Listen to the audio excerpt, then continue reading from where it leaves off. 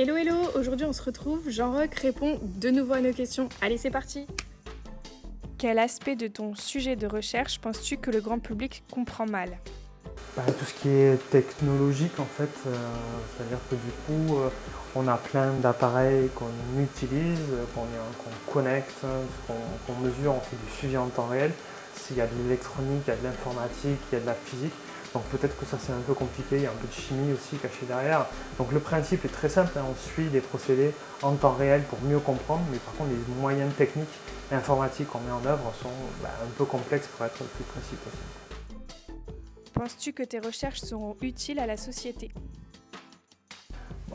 Quand je pense qu'elles sont utiles, alors à plusieurs moments. Déjà quand on travaille avec des industriels, on se dit qu'a priori on ne fait pas ça juste pour le plaisir et qu'il y a une application derrière. S'ils viennent nous voir, c'est bien parce qu'il doit y avoir un retour.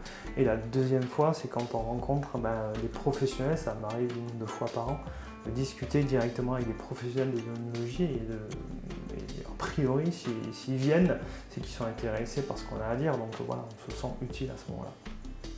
Quelle découverte récente dans ton domaine de recherche t'a le plus surpris? Une découverte récente, c'était la gestion des arômes en immunologie, puisque du coup on a découvert qu'on pouvait contrer l'effet de la température en jouant sur la nutrition du micro-organisme, c'est-à-dire que normalement, plus la température augmente, plus on perd des arômes, donc on se dit c'est la catastrophe, il faut travailler à 12 degrés. Et en fait, en ayant la bonne nutrition, en gérant le régime alimentaire du micro-organisme, on arrive à lui faire surproduire certaines molécules aromatiques très positives pour le vin et en avoir autant que si on avait à 30 degrés qu'à 18. Donc on réduit l'empreinte énergétique du procédé, ce qui est plutôt pas mal à l'heure actuelle.